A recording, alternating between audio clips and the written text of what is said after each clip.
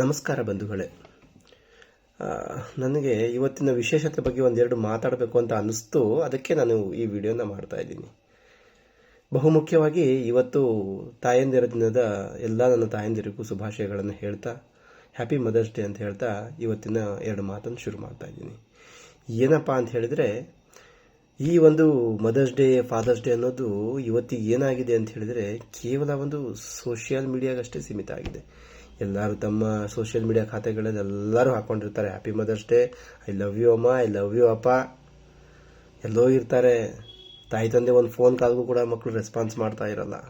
ಅಷ್ಟೊಂದು ಕೆಲಸ ಇರ್ಬೋದು, ಅಥವಾ ಬೇರೆ ಏನೋ ಇರ್ಬೋದು, ಅಥವಾ ದುರಾಂಕಾರಗಳಿರ್ಬೋದು, ಬೇರೆ ಏನೋ ಕಾರಣಗಳಿಂದ ಎಲ್ಲ ಮಕ್ಕಳಲ್ಲ, ಕೆಲವರು ಮಾಡ್ತಾರೆ. ಒಂದು 25%, 30% ಆ ಥರ ಇದ್ದಾರೆ. ಸೊ ಆದರೂ ಇಲ್ಲಿ ನಾವು ಕಂಡಂತಹ ಕಹಿ ಸತ್ಯ ಏನಪ್ಪ ಅಂತ ಹೇಳಿದರೆ, ಎಷ್ಟೋ ಜನ ಮಕ್ಕಳಿದ್ರೂ ಕೂಡ ತಾಯಿ ತಂದೆ ಅನಾಥರಾಗಿ ಬದುಕ್ತಾ ಇದ್ದಾರೆ. ಅದು ಹೇಗಪ್ಪ ಅಂತ ಹೇಳಿದ್ರೆ, ಮಕ್ಕಳು ಮದುವೆ ಆದ ತಕ್ಷಣ ಎಲ್ಲರೂ ಅಲ್ಲ, ಅದರಲ್ಲಿ ಒಂದಷ್ಟು ಜನ ತಮ್ಮ ತಾಯಿ ತಂದೆಯನ್ನು ಮದುವೆ ಆದ ತಕ್ಷಣವೇ ಅವರೇ ಬೇರೆ ಮನೆ ಮಾಡ್ಕೊಳ್ಳೋದು, ಇವರೇ ಬೇರೆ ಮನೆ ಮಾಡ್ಕೊಳ್ಳೋದು. ತಮ್ಮ ಪಕ್ಕದಲ್ಲಿದ್ದರೂ ಕೂಡ, ಪಕ್ಕದ ಮನೆಯಲ್ಲೇ ತಾಯಿ ತಂದೆ ಜೀವಿಸ್ತಾ ಇದ್ರು ಕೂಡ ಅವ್ರ ಕಡೆ ತಿರುಗು ನೋಡಲ್ಲ. ನಾವು ಒಂದನ್ನು ಅರ್ಥ ಮಾಡ್ಕೋಬೇಕು ಸ್ನೇಹಿತರೆ. ಏನಪ್ಪ ಅಂತ ಹೇಳಿದ್ರೆ, ನಾವು ಮಕ್ಕಳಿರ್ಬೇಕಾದ್ರೆ ನಮ್ಮ ತಾಯಿ ತಂದೆ ಎಷ್ಟು ಕಷ್ಟಪಟ್ಟು ನಮ್ಮನ್ನು ಸಾಕ್ತಾರೆ ಅನ್ನೋದು. ನಮಗೆ ಒಂದು ಸಣ್ಣ ಜ್ವರ ಬರಲಿ, ನಮಗೆ ಒಂದು ತಲೆನೋವು ಬರಲಿ, ನಮಗೆ ಒಂದು ಸಣ್ಣ ಗಾಯ ಆಗಲಿ, ಅವ್ರು ಬಡವರಾಗಿರ್ತಾರೋ, ಮಧ್ಯಮ ವರ್ಗದಲ್ಲಿರ್ತಾರೋ, ಶ್ರೀಮಂತರಾಗಿರ್ತಾರೋ, ಅಥವಾ ತಮ್ಮ ಬ್ಯುಸಿ ಶೆಡ್ಯೂಲ್ನಲ್ಲಿ ಎಷ್ಟು ಬ್ಯುಸಿಯಾಗಿರ್ತಾರೋ ಅದನ್ನೆಲ್ಲ ಬದಿಗಿಟ್ಬಿಟ್ಟು ಆ ಮಗುಗೆ ಇಮ್ಮಿಡಿಯೇಟಾಗಿ ಹಾಸ್ಪಿಟಲಿಗೆ ಕರ್ಕೊಂಡು ಹೋಗ್ಬಿಟ್ಟು ಅದರ ಸುರಕ್ಷತೆಯನ್ನು ನೋಡ್ತಾರೆ. ಒಂದು ಸಣ್ಣದು ನಮಗೆ ಮಕ್ಕಳಿರ್ಬೇಕಾದ್ರೆ ಅವರು ಏನೂ ಆಗೋದಕ್ಕೆ ಬಿಡಲ್ಲ. ಅಷ್ಟು ನಮ್ಮನ್ನು ನಮ್ಮ ತಾಯಿ ತಂದೆಗಳು ಕಾಪಾಡ್ಕೊಂಡು ಬರ್ತಾರೆ. ಅಂಥ ತಾಯಿ ತಂದೆಗಳಿಗೆ ಇವತ್ತಿನ ಸಮಾಜ ಏನು ಮಾಡ್ತಿದ್ದಾರೆ ಅಂತ ಹೇಳಿದರೆ, ಅವ್ರಿಗೇನಾದ್ರು ಒಂದು ಕಾಯಿಲೆ, ಎಷ್ಟೋ ಜನ ಇವತ್ತು ವಯಸ್ಸಾದಂಥ ಸಮಯದಲ್ಲಿ ಈ ಕಾಯಿಲೆ ಅನ್ನೋದು ಸರ್ವೇ ಸಾಮಾನ್ಯ ಆಗಿಬಿಟ್ಟಿದೆ. ಇವತ್ತಿನ ವಾತಾವರಣ ಆಗಿರ್ಬೋದು, ಫುಡ್ ಆಗಿರ್ಬೋದು, ಇದೆಲ್ಲ ಕಾರಣಗಳಿಂದ. ಹೀಗಿದ್ದಾಗ ನಾವು ಹುಟ್ಟಬೇಕಾದ್ರೆ ನಾವು ಹೇಗೆ ಅವರಿಗೆ ಮಕ್ಕಳಾಗಿರ್ತೇವೋ, ನಾವು ದೊಡ್ಡವರಾದಮೇಲೆ ಅವರು ನಮಗೆ ಮಕ್ಕಳಾಗ್ತಾರೆ. ಅವರು ನಮ್ಮ ಸುರಕ್ಷತೆಯನ್ನು ಹೇಗೆ ನೋಡ್ಕೊಂಡಿದ್ರೋ ನಾವು ಅವರ ಸುರಕ್ಷತೆಯನ್ನು ಅಷ್ಟೇ ಚೆನ್ನಾಗಿ ನೋಡ್ಕೋಬೇಕಾಗುತ್ತೆ. ಇದು ಪ್ರತಿಯೊಬ್ಬ ಮಕ್ಕಳ ಒಂದು ಕರ್ತವ್ಯ ಆಗಿರುತ್ತೆ. ಇದನ್ನು ಮಾಡಿದಾಗಲೇ ನಾವು ಅವರ ಒಂದು ಹೊಟ್ಟೆಯಲ್ಲಿ ಮಕ್ಕಳಾಗಿ ಹುಟ್ಟಿದ್ದಕ್ಕೆ ಸಾರ್ಥಕ ಆಗೋದು. ನೀವೆಲ್ಲೇ ಇರಿ, ಹೇಗೆ ಇರಿ, ನೀವು ಯಾವುದೇ ದೇಶದಲ್ಲಿ ಕೆಲಸ ಮಾಡ್ತಾ ಇರಿ, ಅಥವಾ ಬೇರೆ ಸ್ಟೇಟಲ್ಲಿ ಇರಿ, ಅಥವಾ ಇಲ್ಲೇ ಕೆಲಸ ಮಾಡ್ತಾ ಇರಿ, ತಾಯಿ ತಂದೆ ಅಗತ್ಯಗಳನ್ನ ಪೂರೈಸಿ. ಅವ್ರಿಗೆ ಏನು ಬೇಕು, ಅವ್ರಿಗೆ ಏನು ಬೇಡ, ಅಥವಾ ಅವ್ರಿಗೆ ಕಾಯಿಲೆ ಇದೆಯಾ, ಅಥವಾ ಆ ಟೈಮಿಗೆ ಅವ್ರಿಗೆ ಏನು ಬೇಕು ಅದನ್ನು ನೀವು ಪೂರೈಸಿದರೆ ಸಾಕು, ನಿಮ್ಮ ಜೀವನ ಸಾರ್ಥಕ ಆಗುತ್ತೆ. ಇದನ್ನು ಬಿಟ್ಟು ಎಷ್ಟೋ ಜನ ಏನು ಮಾಡ್ತಾರೆ ಅಂತ ಹೇಳಿದ್ರೆ, ಅಥವಾ ಒಂದು ಫ್ಯಾಮಿಲಿ ಜಂಜಾಟದಿಂದನೋ, ಅಥವಾ ಯಾವುದೋ ಒಂದು ಕಾರಣಗಳಿಂದನೋ ತಾಯಿ ತಂದೆ ಕಡೆ ತಿರುಗಿ ನೋಡದೇ ಇರೋದು, ಪಕ್ಕದಲ್ಲೇ ಬಿದ್ದು ಒದ್ದಾಡ್ತಾ ಇರ್ತಾರೆ. ಎಷ್ಟೋ ಜನ ತಾಯಿ ತಂದೆಗಳು ಹುಷಾರಿರೋಲ್ಲ, ಕಾಯಿಲೆಯಿಂದ ಒದ್ದಾಡ್ತಾ ಇರ್ತಾರೆ. ಅವ್ರ ಕಡೆ ತಿರುಗು ನೋಡಲ್ಲ, ಒಂದು ಗ್ಲಾಸ್ ನೀರು ಕೂಡ ಕೊಡ್ತಕ್ಕಂಥ ಪರಿಸ್ಥಿತಿ ಅವ್ರಿಗಿರಲ್ಲ. ಒಂದು ಹೇಳಕ್ಕೆ ಇಷ್ಟಪಡ್ತೀನಿ, ಕರ್ಮ ರಿಟರ್ನ್ಸ್ ಅಂತ ಹೇಳ್ತಾರೆ. ಇವಾಗ ನಾವು ನಮ್ಮ ತಾಯಿ ತಂದೆಗಳಿಗೆ ನಾವು ಎಷ್ಟು ಪ್ರೀತಿಯಿಂದ, ಎಷ್ಟು ಚೆನ್ನಾಗಿ ಸಾಕ್ತೀವಿ ಅನ್ನೋದನ್ನು ನಮ್ಮ ಮಕ್ಕಳು ಕೂಡ ಅದನ್ನು ನೋಡ್ತಾ ಇರ್ತಾರೆ. ನಾವೇನು ಮಾಡ್ತೀವೋ ನಮ್ಮ ತಾಯಿ ತಂದೆಗಳಿಗೆ, ನಮ್ಮ ಮಕ್ಕಳು ನಮಗೆ ಅದನ್ನೇ ಮಾಡ್ತಾರೆ. ಯಾಕಂದರೆ ಅವ್ರು ಅದನ್ನೇ ಕಲಿತಾರೆ. ನಾವು ಮಾಡ್ತಿರೋದನ್ನು ಅವರು ನೋಡ್ತಾ ಇರ್ತಾರೆ. ಅಯ್ಯೋ, ನಮ್ಮ ಅಜ್ಜಿ ತಾತ ಇವ್ರೇನು ಮಾಡಿದ, ನಾನೇನು ಇವ್ರಿಗೆ ಮಾಡಬೇಕು ಅಂತ ಹೇಳ್ಬಿಟ್ಟು ಯೋಚನೆ ಮಾಡ್ತಾರೆ. ಇದನ್ನು ಕರ್ಮ ರಿಟರ್ನ್ಸ್ ಅಂತ ಹೇಳ್ತಾರೆ. ನಮ್ಮ ಕನ್ನಡದಲ್ಲಿ ಇನ್ನೂ ಬಹಳ ಚೆನ್ನಾಗಿ ಹೇಳ್ತಾರೆ, ಮಾಡಿದುಣ್ಣೋ ಮಾರಾಯ ಅಂತ ಹೇಳ್ಬಿಟ್ಟು. ಇನ್ನೂ ಹೇಳಬೇಕು ಅಂತ ಹೇಳಿದ್ರೆ, ಎಷ್ಟೋ ಜನ ಹೆಣ್ಮಕ್ಳು, ಎಷ್ಟೋ ಜನ ಮದುವೆಯಾಗಿ ಬರ್ತಾರೆ, ಸಡನ್ನಾಗಿ ಅವರ ಅತ್ತೆ ಮಾವನ ನೋಡ್ಕೊಳ್ಳಲ್ಲ, ಈ ಗಂಡನ್ನೇ ಬೇರೆ ಮಾಡ್ತಾರೆ. ಹಾಗೆ ಅವ್ರ ಫ್ಯಾಮಿಲಿ, ಅವ್ರ ಸಂಸಾರನೇ ಬೇರೆ, ಅವ್ರ ತಾಯಿ ತಂದೆನೇ ಬೇರೆ, ಗಂಡ ಹೆಂಡತಿ ಮಾತ್ರ ಬೇರೆ ಇರಬೇಕು, ಅವರಷ್ಟೇ ಅವ್ರ ಜೀವನ ನೋಡ್ಕೋಬೇಕು ಎಂಬತಕ್ಕಂಥ ಮೆಂಟಾಲಿಟಿಯನ್ನು ಹೊಂದಿರ್ತಾರೆ. ದಯವಿಟ್ಟು ಇಂಥ ಒಂದು ಹೆಣ್ಮಕ್ಳಿಗೆ, ತಾಯಂದಿರಿಗೆ ನಾನು ಏನು ಹೇಳೋಕ್ಕೆ ಇಷ್ಟಪಡ್ತೀನಿ ಅಂದರೆ, ನೋಡಿ, ನಿಮ್ಮನ್ನು ಹೆತ್ತವಳು ಕೂಡ ಒಬ್ಳು ತಾಯಿನೇ. ನೀವು ಆ ತಾಯಿನ ಎಷ್ಟು ಪ್ರೀತಿಸ್ತೀರೋ, ತನ್ನ ಗಂಡನ ಹೆತ್ತಂಥ ತಾಯಿ ತಂದೆನೂ ನೀವು ಅಷ್ಟೇ ಚೆನ್ನಾಗಿ ಪ್ರೀತಿಸಿದಾಗಲೇ. ನೀವಿಲ್ಲಿ ಆ ತಾಯಿ ತಂದೆಯ ಒಂದು ಕರ್ತವ್ಯನ ನೀವು ನಿಮ್ಮ ಅತ್ತೆ ಮಾವಂದಿರಿಗೆ ತೋರಿಸಿದ್ರೆ, ನಿಮ್ಮನ್ನು ಹೆತ್ತಂಥ ತಾಯಿ ತಂದೆಯರಿಗೆ, ನಿಮ್ಮ ಅಣ್ಣನಿಗೋ ನಿಮ್ಮ ತಮ್ಮನಿಗೋ ಮದುವೆಯಾಗಿ ಬರ್ತಕ್ಕಂತಹ ನಿಮ್ಮ ಅತ್ತಿಗೆದಿರು ಅವ್ರನ್ನ ಅಷ್ಟೇ ಪ್ರೀತಿಯಿಂದ ಕಾಣ್ತಾರೆ. ನೀವು ಯಾವಾಗ ನಿಮ್ಮ ಅತ್ತೆ ಮಾವಂದಿರನ್ನ ನೀವು ನೆಗ್ಲೆಕ್ಟ್ ಮಾಡ್ತೀರೋ, ನಿಮ್ಮ ತಾಯಿ ತಂದೆನೂ ಕೂಡ, ನಿಮ್ಮ ಅತ್ತಿಗೆಯಂದಿರು, ನಿಮ್ಮ ಅಣ್ಣ ತಮ್ಮಂದಿರು ಅವರು ಅಷ್ಟೇ ನೆಗ್ಲೆಕ್ಟ್ ಮಾಡ್ತಾರೆ. ಇದೇ ಸತ್ಯ. ನಾವೇನು ಮಾಡ್ತೀವೋ ನಮಗೆ ಅದೇ ಆಗುತ್ತೆ. ಹೀಗಿರಬೇಕಾದ್ರೆ ಎಲ್ಲ ಹೆಣ್ಮಕ್ಳು ಈ ಥರ ಮಾಡಲ್ಲ.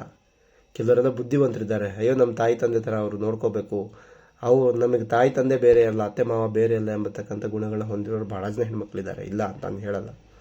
ಆದರೆ ಈ ಥರ ಇರೋರಿಗೆ ನಾನು ಹೇಳ್ತಾ ಇದ್ದೀನಿ, ನೀವು ಯಾವಾಗ ನಿಮ್ಮ ಅತ್ತೆ ಮಾವನ ನಿಮ್ಮ ತಾಯಿ ತಂದೆ ಜಾಗದಲ್ಲಿ ಕಾಣ್ತಿರೋ, ನಿಮ್ಮ ತಾಯಿ ತಂದೆಯನ್ನು ಕೂಡ ನಿನ್ನ ಅಣ್ಣ ತಮ್ಮಂದಿರು, ನಿಮ್ಮ ಅತ್ತಿಗೆಂದಿರು ಅದೇ ಜಾಗದಲ್ಲಿ ಕಾಣ್ತಾರೆ.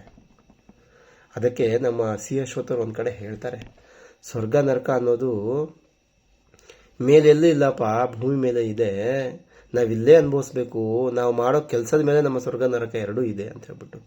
ಹಾಗೆ ನಮ್ಮ ಹಿಂದೂ ಸಂಪ್ರದಾಯದಲ್ಲಿ ಸ್ವರ್ಗ ನರಕ ಅನ್ನೋ ಕಾನ್ಸೆಪ್ಟ್ ಅನ್ನೋ ಇದೆ ಅಲ್ಲ, ಅದನ್ನು ಯಾಕೆ ಮಾಡಿದ್ದಾರೆ ಗೊತ್ತಾ? ಅಂದು ಮಹಾಭಾರತ ಕಾಲದ ವೇದ ವಿಜ್ಞಾನಗಳಲ್ಲೇ ಅದನ್ನು ಬರೆದಿದ್ದಾರೆ.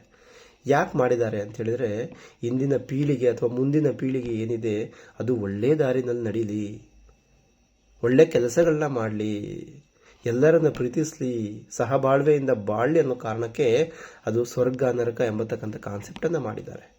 ಬೇರೆ ಏನು ಉದ್ದೇಶ ಇಲ್ಲ ಅದರ ಹಿಂದೆ. ಸ್ವರ್ಗ ನರಕ ಅನ್ನೋದು ಮೇಲೆಲ್ಲೂ ಇಲ್ಲ, ನಾವಿಲ್ಲೇ ಎಲ್ಲವನ್ನು ಅನುಭವಿಸ್ಬಿಟ್ಟು ಹೋಗ್ತೀವಿ. ನಾನು ಈ ಮಾತನ್ನು ಯಾಕೆ ಹೇಳ್ತಾ ಇದ್ದೀನಿ ಅಂತ ಹೇಳಿದ್ರೆ, ನಾನು ಎಷ್ಟೋ ಫ್ಯಾಮಿಲಿಗಳಲ್ಲಿ ನೋಡಿದ್ದೀನಿ. ಏನಪ್ಪ ಅಂತ ಹೇಳಿದ್ರೆ, ತಮ್ಮ ತಾಯಿ ತಂದೆ ಬದುಕಿರ್ಬೇಕಾದ್ರೆ ಅವರು ಎಷ್ಟೋ ನರಳಾಡ್ತಿರ್ತಾರೆ, ಅವ್ರಿಗೆ ಒಂದು ಗ್ಲಾಸ್ ನೀರು ಕೊಡಲ್ಲ, ಒಂದು ಹೊತ್ತಿ ಊಟನೂ ಹಾಕಲ್ಲ, ಅವ್ರು ಎಷ್ಟೋ ಕಾಯಿಲೆಗಳಿಂದ ನರಳ್ತಿದ್ರು ಕೂಡ ಹಾಸ್ಪಿಟ್ಲಿಗೆ ಕರ್ಕೊಂಡು ಹೋಗಲ್ಲ ಎಷ್ಟೋ ಜನ, ಅವ್ರು ಹಂಗೆ ನರಳಿ ಸತ್ತೋಗ್ತಾರೆ. ಆದರೆ ಅವ್ರು ಸತ್ತೋದ ಮೇಲೆ ಅತ್ಯಂತ ಜೋರಾಗಿ ವಿಜೃಂಭಣೆಯಿಂದ, ಅಯ್ಯೋ ನಮ್ಮ ಅಪ್ಪ ಅದು ತಿಂತಿದ್ರು ಅವ್ರನ್ನ ತಗೊಂಡೋಗಲ್ಲ, ಅವ್ರ ಸಮಾಧಿ ಮುಂದೆ ಇದಿಡೋಣ ಅವ್ರು ಎಡೆ ಇಡೋಣ ಅಂತ ಮಾಡ್ತಾರೆ. ನಾನು ಒಂದು ಹೇಳ್ತೀನಿ, ಸತ್ತ ಮೇಲೆ ತಾಯಿ ತಂದೆ ಆಗಲಿ ಅಥವಾ ನಮ್ಮ ಬಂಧು ಬಳಗ ಆಗಲಿ ಯಾರು ಬಂದು ತಿಂತಾರೋ ಇಲ್ಲೋ ನನಗಂತೂ ಗೊತ್ತಿಲ್ಲ. ಅಥವಾ ನೀವು ಸತ್ತ ಮೇಲೆ ಅವ್ರಿಗೆ ಮಾಡೋ ಸೇವೆ ಅವ್ರಿಗೆ ತಲುಪುತ್ತೆ ಅನ್ನೋದು ಗೊತ್ತಿಲ್ಲ. ಆದರೆ ಬದುಕಿರ್ಬೇಕಾದ್ರೆ ಅವ್ರ ಸೇವೆಯನ್ನು ಮಾಡಿ. ಬದುಕಿರ್ಬೇಕಾದ್ರೆ ನೀವು ಎಷ್ಟು ಪ್ರೀತಿಯಿಂದ ನಿಮ್ಮ ತಾಯಿ ತಂದೆನ ನೋಡ್ಕೋತಿರೋ, ನಿಮಗೆ ಅಷ್ಟೇ ಈ ಭೂಮಿ ಮೇಲೆ ಪ್ರತಿಯೊಂದು ಪ್ರಾಪ್ತಿ ಆಗುತ್ತೆ, ನಿಮಗೆ ಫಲಗಳು ಸಿಗುತ್ತೆ. ಇದನ್ನು ನಾನು ಹೇಳಕ್ಕೆ ಇಷ್ಟಪಡ್ತೀನಿ. ನೀವು ಸತ್ತ ಮೇಲೆ ಅವರು ಅದು ತಿಂತಿದ್ರು ತಗೊಂಡೋಗಿ ಅದನ್ನು ಎಡೆ ಇಡೋದ್ರಿಂದ ಅವ್ರೇನು ಬಂದು ತಿನ್ನಲ್ಲ, ಅಥವಾ ಅವ್ರಿಗೆ ತಲುಪುತ್ತೋ ಇಲ್ಲೋ ಗೊತ್ತಿಲ್ಲ. ಬಟ್ ಬದುಕಿರುವಾಗ ಅವ್ರಿಗೆ ಏನು ಸೇವೆ ಮಾಡಬೇಕೋ ಅದನ್ನು ಮಾಡಿ.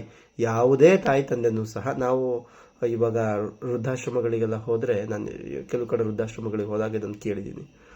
ಅವ್ರೇನು ಹೇಳ್ತಾರೆ ಅಂದರೆ, ಅಯ್ಯೋ ನನ್ನ ಮಕ್ಕಳು ನನ್ನ ಸೊಸೆ ಫಾರಿನಲ್ಲಿ ಇದ್ದಾರಪ್ಪ, ಇಲ್ಲ ಇಲ್ಲೇ ಇದ್ದು ನಮ್ಮನ್ನು ನೋಡ್ಕೋತಾ ಇಲ್ಲ, ನಮ್ಮ ಕಡೆ ತಿರುಗೂ ನೋಡಲ್ಲ, ನಮಗೇನು ರೆಸ್ಪಾನ್ಸೇ ಮಾಡಲ್ಲ, ಇಂಥ ಮಕ್ಕಳು ಹುಟ್ಟರೆ ಎಷ್ಟು ಹೋದರೆ ಎಷ್ಟಪ್ಪ, ಇದ್ದರೆ ಎಷ್ಟು ಹೋದರೆ ಎಷ್ಟು ಅಂತಾರೆ. ಈ ಮಾತಿದೆಯಲ್ಲ, ಈ ಮಾತನ್ನು ಪ್ರತಿಯೊಬ್ಬ ಮಕ್ಕಳು ಕೂಡ ತಮ್ಮ ತಾಯಿ ತಂದೆಯಿಂದ ಈ ಮಾತನ್ನು ಹೇಳಿಸ್ಕೋಬಾರ್ದು. ಪ್ರತಿಯೊಬ್ಬ ತಾಯಿ ತಂದೆ ಏನು ಹೇಳಬೇಕು ಅಂತ ಹೇಳಿದ್ರೆ, ಅಯ್ಯೋ ಇಂಥ ಮಕ್ಕಳನ್ನ ಪಡೆಯೋದಕ್ಕೆ ನಾವು ಪುಣ್ಯ ಮಾಡಿರ್ಬೇಕಪ್ಪ ಎಂಬತಕ್ಕಂಥ ಮಾತು ಅವ್ರ ಬಾಯಿನಲ್ಲಿ ಯಾವಾಗ ಬರುತ್ತೆ, ಆವಾಗ ಮಕ್ಕಳು ಈ ಭೂಮಿ ಮೇಲೆ ಹುಟ್ಟಿದ್ದಕ್ಕೂ ಸಾರ್ಥಕ, ಈ ಭೂಮಿನೇ ಅವರಿಗೆ ಸ್ವರ್ಗ ಅಂತ ಅರ್ಥ. ಅದನ್ನು ಬಿಟ್ಟು ಯಾವತ್ತು ತಾಯಿ ತಂದೆಯಿಂದ ಶಾಪವನ್ನು ಪಡಿಬೇಡಿ. ಅವ್ರ ಅನ್ಎಜುಕೇಟೆಡ್ಗಳಾಗಿರ್ಬೋದು, ಆವಾಗಿನ ಕಾಲದಲ್ಲಿ ಅವ್ರಿಗೆ ವಿದ್ಯೆ ಇಲ್ಲದೆ ಇರ್ಬೋದು, ಅವ್ರಿಗೆ ಹೊರಗಿನ ಸಮಾಜ ಹೆಚ್ಚು ಗೊತ್ತಿಲ್ಲದೆ ಇರ್ಬೋದು, ಅವರಿಂದ ತಪ್ಪಾಗಲ್ಲ ಅಂತಲ್ಲ, ಅವರಿಂದನೂ ಸಣ್ಣ ಪುಟ್ಟ ತಪ್ಪುಗಳಾಗಿರ್ಬೋದು. ಆದರೆ ತಾಯಿ ತಂದೆ ಏನೇ ಮಾಡಿದ್ರು ಕೂಡ, ನಾವು ಇವತ್ತು ಎಜುಕೇಷನ್ ಇದೆಯಲ್ಲ, ನಾವೆಲ್ಲ ಎಜುಕೇಟೆಡ್ ಇದ್ದೀವಿ, ನಮಗೆ ವಿದ್ಯೆಯನ್ನು ಕೊಡಿಸಿದ್ದಾರೆ, ನಮಗೆ ಎಜುಕೇಷನ್ ಕೊಡಿಸಿದ್ದಾರೆ, ನಾವು ಅವರಿಗೆ ಇದು ಹಿಂಗಲ್ಲ ಅಪ್ಪ ಅಮ್ಮ, ಇದು ಹಿಂಗೆ ಅಂತ ಹೇಳ್ಬಿಟ್ಟು ಅವರಿಗೆ ತಿಳಿ ಹೇಳಬೇಕು. ಹಂಗಂತ ಹೇಳ್ಬಿಟ್ಟು ಎಲ್ಲ ಫ್ಯಾಮಿಲಿಗಳದ್ದು ಈ ಥರ ಮಾಡ್ತಾರೆ ಅಂತಲ್ಲ. ಕೆಲವರು ತಾಯಿ ತಂದೆಯನ್ನ ಅತ್ಯಂತ ಪ್ರೀತಿಸೋ ಮಕ್ಕಳಿದ್ದಾರೆ. ಅವ್ರು ಎಲ್ಲೇ ಇದ್ದರೂ, ಅವ್ರು ಎಲ್ಲೇ ಹೇಗೆ ಜೀವಿಸ್ತಾ ಇದ್ರು ಕೂಡ ತಾಯಿ ತಂದೆಯ ಒಂದು ಅಗತ್ಯಗಳನ್ನ ಪೂರೈಸ್ತಕ್ಕಂಥ, ಅವ್ರಿಗೆ ಏನು ಬೇಕು, ಅವ್ರ ಜೀವನಕ್ಕೆ ಏನು ಬೇಕು ಎಲ್ಲವನ್ನ ಅಲ್ಲೇ ಇದ್ದು ಮಾಡ್ತಕ್ಕಂಥ ಮಕ್ಕಳಿದ್ದಾರೆ. ಸೊ ಈ ವಿಡಿಯೋ ಯಾಕೆ ಮಾಡ್ತಾ ಇದ್ದೀನಪ್ಪ ಅಂತ ಹೇಳಿದ್ರೆ, ನಾನು ಎಲ್ಲ ಮಕ್ಕಳಿಗೂ ತಾಯಿ ತಂದೆಯ ಒಂದು ಕಷ್ಟಗಳ ಅರ್ಥ ಆಗಲಿ. ಎಷ್ಟೋ ಜನ ಹೇಳ್ತಾರೆ ಏನಪ್ಪ ಅಂತ ಹೇಳಿದ್ರೆ, ಏನೋ ಅಪ್ಪ ಅಮ್ಮಗೆ ನಾನು ಯಾಕೆ ನೋಡಬೇಕು, ನನಗೇನು ಅವ್ರು ಆಸ್ತಿ ಮಾಡಿಲ್ಲ.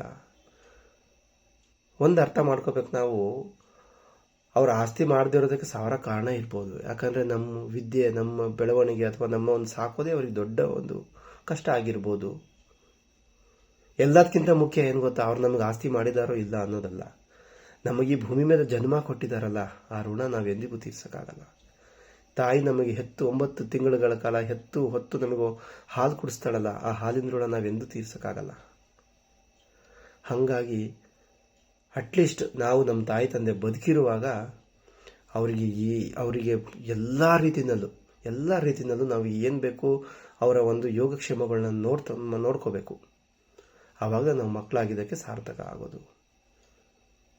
ಸೊ ಇಷ್ಟನ್ನು ನಾನು ಏನು ಹೇಳ್ತೀನಿ ಅಂತ ಹೇಳಿದ್ರೆ, ಈ ದೇಶದಲ್ಲಿರ್ತಕ್ಕಂತಹ ವೃದ್ಧಾಶ್ರಮಗಳು, ಅನಾಥಾಶ್ರಮಗಳು ಕಡಿಮೆ ಆಗಲಿ.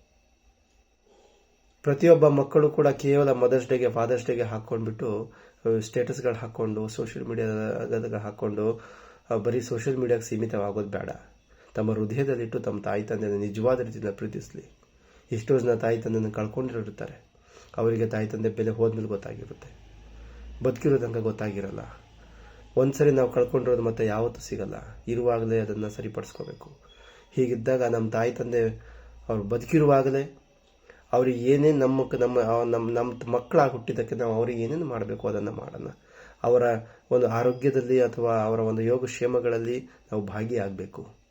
ಅವರಿಂದ ಒಳ್ಳೆಯದನ್ನು ನಾವು ಆಶೀರ್ವಾದವನ್ನು ಪಡಿಬೇಕೆ ಹೊರತು ಕೆಟ್ಟದನ್ನು ಎಂದೂ ಪಡೆಯೋದು ಬೇಡ.